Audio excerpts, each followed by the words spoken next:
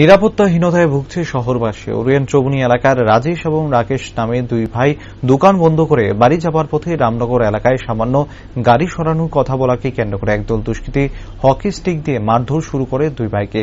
এই মারধরের ফলে দুই ভাইয়ের শরীরের নাকে ঠোঁটে আঘাত লাগে এবং তাদের কাছ থেকে টাকা ছিনতাই করে নিয়ে যাওয়ার চেষ্টা করা হয়। অবশেষে বাধ্য হয়ে আগরতলা পশ্চিম থানার দ্বারস্থ হয় দুই ভাই সহ পরিবারের লোকজন। অপরদিকে দুই ভাইয়ের মা জানায়, প্রকাশ্যে এভাবে দুষ্কৃতিকারীদের হামলায় রাস্তায় চলাফেরা করা দুষ্কর হয়ে দাঁড়িয়েছে। এখন দুষ্কৃতীদের কঠোর শাস্তির দাবি জানাচ্ছে দুই ভাইয়ের মা। একইভাবে সন্তানদের মেরে ফেলার উপক্রমে হতবাক অসহায় মা।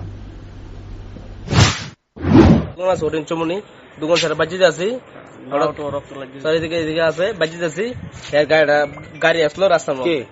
ওই তো ওই সুনীল দাস অথবা বুট্টু দাস বড়াকুল চক্কর বাড়ি, এদিকে বাজে আছি। ভাইয়ে কইছে গাছার